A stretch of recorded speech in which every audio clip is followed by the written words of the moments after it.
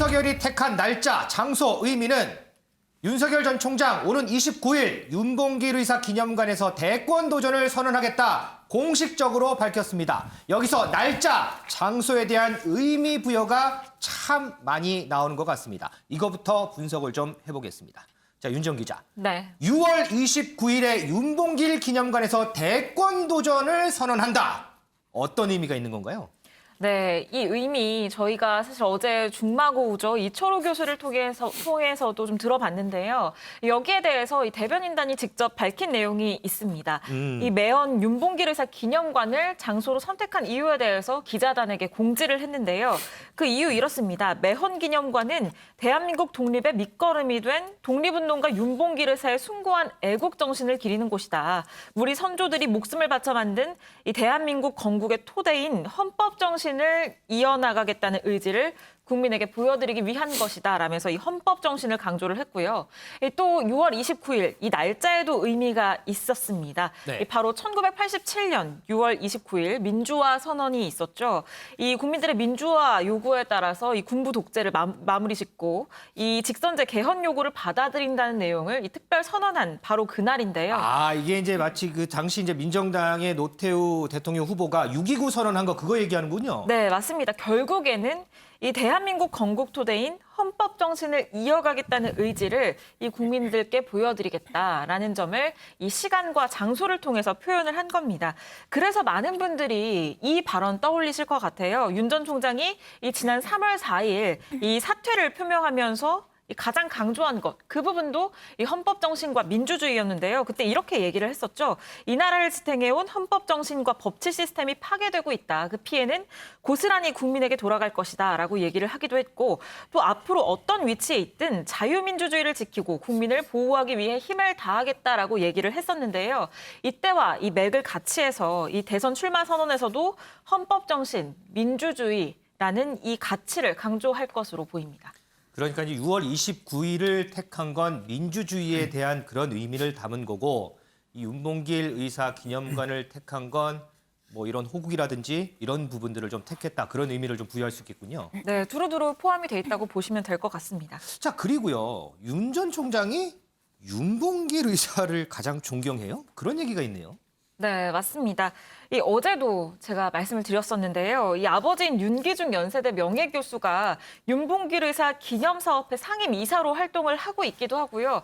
이 평소에도 가장 존경하는 인물로 윤봉길 의사를 윤 전 총장이 꼽아왔다고 하는데요.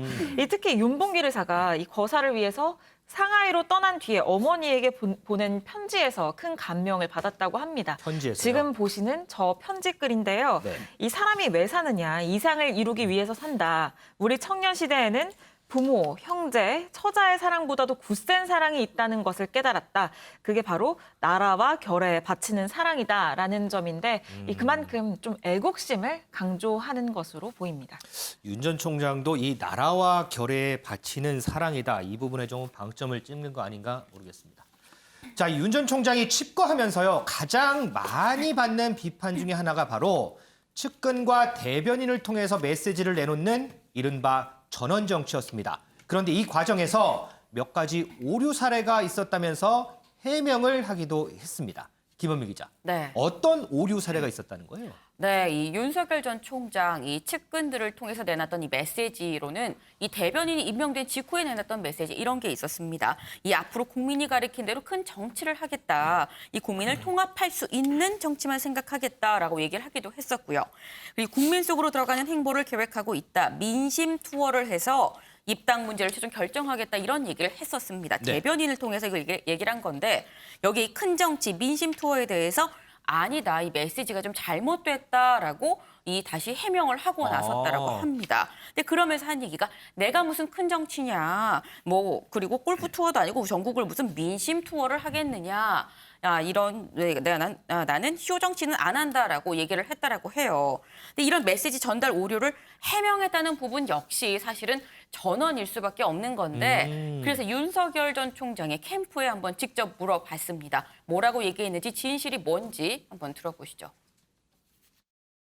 제가 사실 쇼 정치 안 한다고 말씀을 하셨는지 여부는 좀 확인이 지금 안 그쵸. 되는데 네네. 그거는 뭐 그런 표현 쓰셨을 수도 있을 것 같고요. 네네. 네, 근데 민생 투어 안 한다는 거는요. 네. 이제 민생 투어라는 단어가 음. 국민들이 이제 읽으시기에는 좀 이거 너무 그냥 뭐 이렇게 쓱 다니면서 이 사람 저 사람 그냥 뭐 만나고 인사하고 악수하고 이런 느낌이 좀 있다고 하셨고 저희가 가급적이면 안 쓰려고 하고 있거든요. 그 단어를 공개적으로 이제 사람들을 만나실 때도 어떤 분을 만나서 어떤 이야기를 나눴다 이런 그 좀 기조로 그렇게 해서 좀 준비를 하려고 하고 있어서 내가 무슨 큰 정치냐 사실이 아니다라고 얘기를 했다는데 이건 저희가 어떻게 받아야 되는 건지. 이제 큰 정치라는 주는 느낌이 좀 그 오해의 여지가 있어서 그 오해를 하는 시각도 사실은 좀 있었거든요. 네. 그래가지고 이제 그런 그런 뜻을 차원에서. 예, 그런 차원에서 아마 말씀하시지 않았을까. 네, 지금 들어보시면 뭐 좌우를 아우르겠다, 뭐 민심을 듣겠다라는 걸 안 하겠다는 게 아니고 그 용어가 적절하지 않다는 그런 설명입니다. 예, 사실 뭐 큰 정치, 민심 투어 이런 얘기가 나왔었을 때 이 윤석열 전 총장에 대해서 비호감을 느낀다라는 사람들도 있었습니다. 예, 왜냐면 어쨌거나 정치에 있어서는 초년병인 건데 지금 마치 대통령이 된 것처럼 좀 오만한 거 아니냐라는 비판도 일각에서 있었었는데 이거를 의식해서 아마도 윤 전 총장 직접 수습에 나선 것으로 보입니다.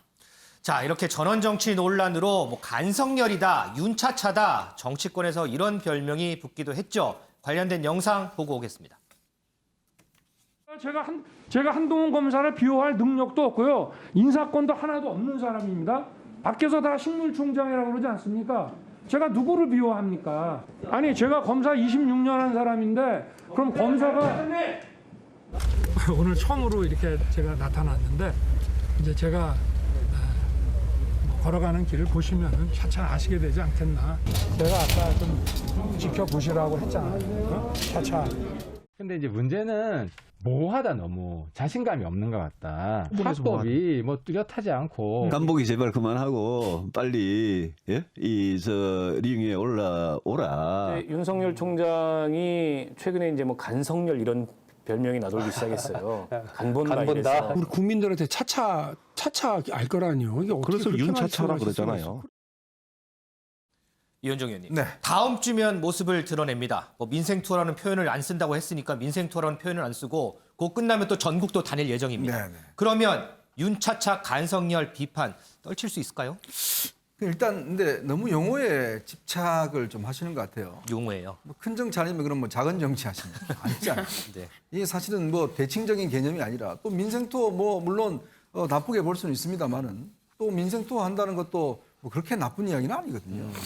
근데 그걸 이제 뭔가 자꾸 이렇게 따지는 게 아마 윤 전 총장이 이제 검사 생활을 하셨기 때문에 용어나 이 개념의 어떤 이 정확성 이런 것들이 있는 것 같아요. 그래서 자기 이야기가 어떤 면에서 보면 이제 정치로 왔을 때는 사실 이제 이런 용어들이 검찰 쪽 법조 영역에서는 문제는 될 수 있어요. 근데 정치 영역에 오면 전혀 문제가 안 됩니다. 네. 아니 정치 영역에 와서 뭐 큰 정치건 민생 투어건 이게 뭐가 문제가 되겠습니까?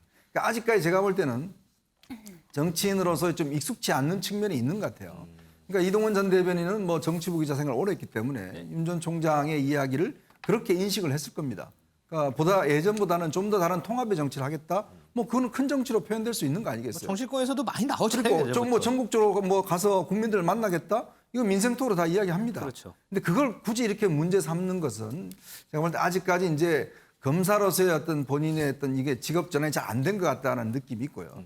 이제 그런 면에서 이제 29일 날 국민들 앞에 나서서 본인의 어떤 궁금증을 직접 이제 밝힐 텐데 저는 굳이 이렇게 용어나 이런 작은 이런 부분에 얽매일 필요는 없다고 봅니다.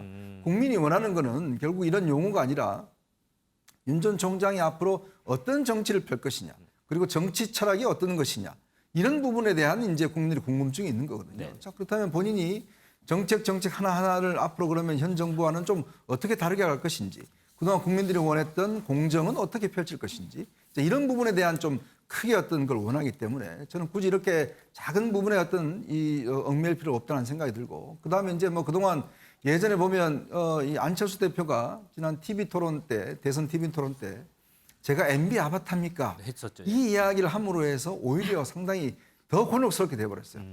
그러니까 이게 어떤 상대방들이 보면 뭔가 의미 자꾸 이렇게 프레임을 씌우려고 그럽니다. 윤차차 뭐 다 이런 게 보면 뭐 간섭 이런 게 보면 나쁜 프레임을 자꾸 씌우려고 하는 이야기거든요. 네. 저는 굳이 여기에 얽매일 필요가 없다. 이거 해명할 필요도 없습니다. 오히려 해명을 하면 그 프레임에 들어가는 거예요. 그러니까 안철수 대표가 당시에 가장 실수를 한 게 그걸 본인 입으로 이야기해버렸다는 게 제일 실수를 한 거거든요. 그러면서 그걸 그냥 기정사실화해버렸다는 게 가장 문제고. 그러니까 정치인들이 보면 지금 자꾸 저러는 게 다 이유가 있습니다. 무슨 정치를 이유가요? 해본 사람들은 네. 뭔가 윤석열 총장을 빨리 이 프레임을 씌워서 뭔가 정치의 공격의 대상을 삼으려고 자꾸 정치인들은 저렇게 하는 거거든요. 견제한 방법이군요. 그렇죠. 그러니까 정치인들의 저런 이야기를 윤 전 총리 입으로 말하는 순간 그냥 기정사실화 돼버리는 거예요. 그러니까 그게 이제 하나의 정치권의 프레임인데 저는 그래서 큰 정치라는 것도 의미가 있는 건 저런 자잘한 용어에 저는 신경 쓸 필요 없다. 자기가 어떤 국민들이 원하는 거 그것만 이야기하면 되는 것이고 여야에서 뭐라고 하든지 간에 그 부분을 국민들한테 정확히 전달만 하면 오히려 국민들은 어떤 이 의혹이 해소되는 것이고 정치인들의 이야기에 저는 굳이 신경 쓸 필요 없다. 그런 이야기를 드리고 싶습니다. 윤석열 캠프에서 지금 이현정 위원이 했던 발언들 이 부분도 좀 참고하면 어떨까 싶은데요. 자, 더불어서요. 이 소위 윤석열 엑스파일 논란도 여전히 계속되고 있습니다. 자, 이동석 기자. 지금 뭐 출처, 내용 모두 논란인데요. 그런데 보니까 지금 시중에 돌고 있는 이 파일 대부분이 윤석열 전 총장 장모와 연관된 사람과 또 관련이 있다. 이런 얘기가 나와요. 이거는 또 무슨 얘기예요? 네, 맞습니다. 윤석열 전 총장 측은 그 여러 버전의 X파일을 받아서 읽어봤다고 어제 전해드렸었는데요. 근데 이 파일 중에서 대부분 윤 전 총장 장모 동업자로 알려진 정모 씨가 과거부터 제기해온 음모론 수준의 의혹들로 보인다고 윤 전 총장 측은 밝혔습니다. 장모와 동업했던 사람이 했던 말이다. 그렇습니다. 그냥 쉽게 말씀드리면 X파일을 음모론에 이렇게 불과하다 이렇게 표현한 셈인데요. 윤 전 총장 장모 동업자로 알려진 정모 씨는요. 장모 고소로 2년간 옥살이를 한 것으로 전해졌습니다. 이후 정 씨는 지난 2009년부터 수많은 의혹을 제기를 해왔는데요. 윤석열 검찰총장 청문회 당시에는 국민의힘 관계자들과 만나서요. 윤 전 총장을 강하게 비난하는 등 윤석열 저격수를 자처한 바 있습니다. 어쨌든 지금 나오는 내용들은 일각의 이제 주장이 일단은 그렇다라는 거잖아요. 그렇습니다. 자, 그리고 출처와 관련해서도 계속해서 얘기가 나와요. 이동석 기자. 네, 그렇습니다. 국민의힘은 줄기차게 X파일 논란에 대해서 민주당의 책임을 강조를 하고 있습니다. 김재현 최고위원은 여당 대표의 X파일 공헌이 있다며 쏘아붙였는데요. 김재현 최고위원의 발언 함께 들어보시겠습니다. 이미 윤석열 전 총장에 대해서 파일을 쌓고 있다는 여당 대표의 공언이 있었고요. 실제로 여당 대표가 만들었다는 그 파일들을 또 여권 지도부에서도 대강 봤다는 그런 이야기도 제가 들었거든요. 그렇다면 출처가 명백한데 그것을 자꾸 야권의 내부 분열상으로 이야기하는 것은 저는 온당하지 않다고 생각합니다. 송영길 대표가 제조한 수리탄을 밀반이 돼서 우리 진영에 터뜨렸다. 네, 김 최고위원은 송영길 대표가 제조한 수류탄이다라는 말을 하기도 했는데요. 하지만 윤석열 지지 모임인 윤사모에서는요. 윤석열을 하루속히 입당시키려는 의도다. 그러면서 국민의힘을 맹비난하기도 했습니다. 자, 대권주자 지지율도 좀 한번 보고 가겠습니다. 윤지영 기자. 네. 지금 이제 엑스파일 논란도 있었고요. 네. 이 대권주자 지지율에서 윤석열 전 총장의 지지율 어떻게 변화가 있는지 이 부분이 좀 제일 궁금하네요. 네, 최근에는 좀 정체 혹은 하락세를 보이고 있는 것으로 보입니다. 어제 공개된 여론조사 결과를 가지고 와봤는데요. 네. 이 4개 여론조사 기관이 지난 21일부터 23일까지 조사한 내용입니다. 여기에 따르면 이 차기 대권 지지도 이재명 지사가 27%로 1위를 차지했고요. 윤 전 총장은 20%로 2위를 차지했습니다. 그런데 이 바로 전주에 조사됐던 내용에 따르면 윤 전 총장은 24%, 이재명 지사는 25%였거든요. 네. 그러니까 1, 2위는 지금과 똑같았지만 그때 당시의 격차는 1%밖에 나지 않았는데 지금은 이재명 지사의 지지도는 오르고 윤 전 총장의 지지도는 4%포인트 정도 급락해서 이 지지율의 차이가 7%포인트로 벌어진 모습을 볼 수 있었습니다. 자, 이런 지지율 추이를 보고요. 윤 전 총장 지지율이 떨어진 건 나 때문이다. 이렇게 주장하는 목소리가 있습니다. 누군지 한번 들어보겠습니다. 이렇게 출마 선언을 하니까 일각에서 견제 심리가 발동한 것이 아니냐 하는 예. 그런 평가도 하시고요. 저는 개의치 않는데요. 예. 제가 대권 출마를 공식화하니까 저의 지지율은 오르고 예. 또 윤 전 총장의 지지율은 떨어지고 있는 것이 예. 또 보이죠. 예. 호감이 높은 분들이 대통령이 된 적이 없고요. 예. 김대중 대통령은 분단과 독재에 맞서서 전공법으로 하시느라고 비호감이 높았고요. 예. 노무현 대통령 역시 반칙과 특권에 맞서느라고 전공법으로 맞섰죠. 예. 또한 그 비호감이 상당히 높았습니다. 글쎄요, 예상을 하셨습니까? 추미애 전 장관이었습니다. 김원미 기자. 네. 그런데 이런 추미애 장관한테 연일 우려의 목소리를 내는 그런 사람이 좀 있어요. 네, 맞습니다. 이 유인태 전 국회 사무총장, 이 원로급에선 미스터 쓴소리로 통하죠.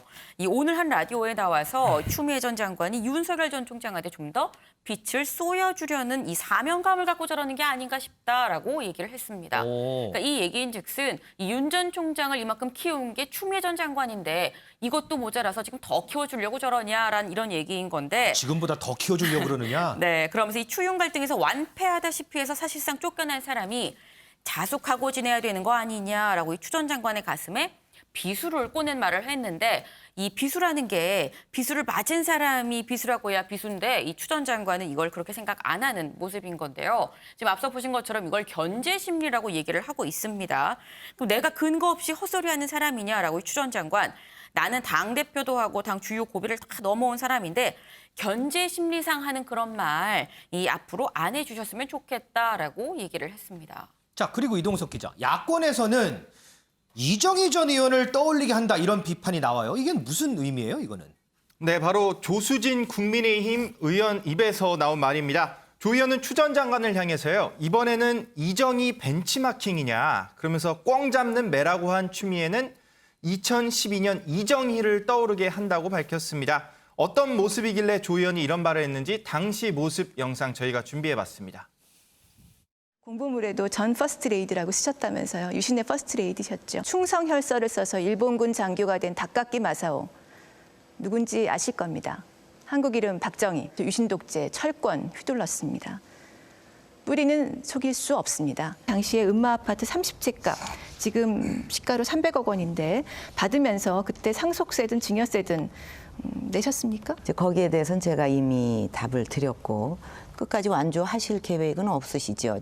처음부터 끝까지 나가실 생각도 없으면서 27억을 받으시고 박근혜 후보 떨어뜨리러 나왔다. 떨어뜨릴 거다. 이렇게 말씀드렸습니다. 네, 그러니까 27억을 어떻게 하신 하실 거는 거예요? 굉장히 중요한 문제라고 그거는 생각하고요. 지금 바로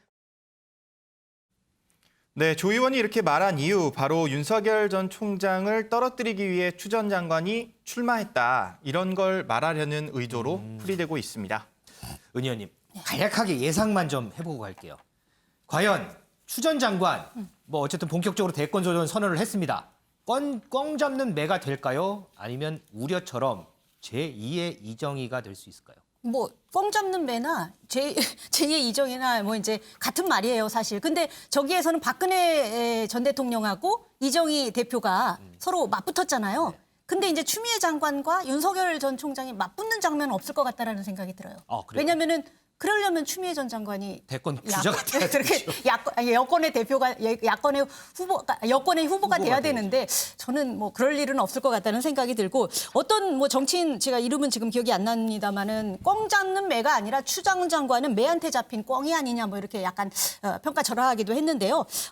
누군가를 대권이라는 건 사실 누군가를 끌어내리기 위해서 나오는 게 아니거든요. 미래 대한민국을 내가 이렇게 만들어가겠습니다 하고 이제 비전과 정책을 얘기하면서 나오는 건데 추 장관 같은 경우는 본인이 뭐 꽝 잡는 매다 이런 식으로 얘기하면서 나오는 것 자체가 대권 주자로서는 맞지 않는 태도라 이런 생각이 들고요. 다만 이제 추 전 장관 같은 경우는 친문 강성층, 검찰 개혁을 지지하는 친문 강성층의 일부 지지를 받을 수 있습니다. 그래서 경선 과정에서 얼마 전에는 뭐 여권 후보 중에서 3위로 올라서기도 깜짝 올라서기도 했던데 일부 지지층의 지지를 얻을 수는 있어요. 그래서 경선 과정에서 약간의 득표율을 얻을 수는 있는데 결과적으로 이게 그러니까 대권 과도에서 여권에 유리한 일인지는 아까 유인태 전 의원의 지적처럼 한번 생각을 해봐야 될 문제인 것 같고요. 다만 저는 추 전 장관이 그럼 자기가 진짜 여권의 대권 후보가 되는 걸 노리고 나왔느냐라고 봤을 때 그렇게 생각하지는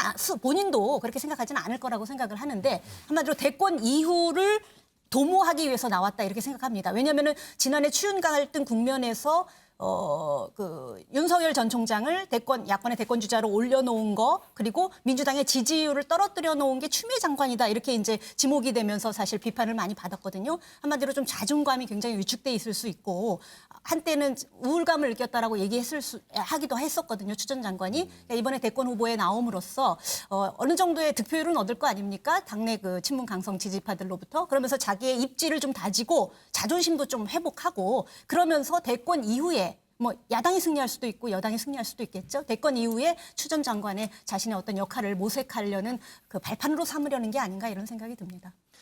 추 전 장관이 여권의 최종 후보가 될지는 뭐 아직 경선전을 시작도 한 게 아니니까요. 앞으로는 계속 좀 지켜봐야 되는 부분이 아닌가 싶습니다. 자, 윤 전 총장과 대립각을 세우는 인물 추 전 장관뿐이 아닙니다. 최근에 한 명이 더 등장했습니다.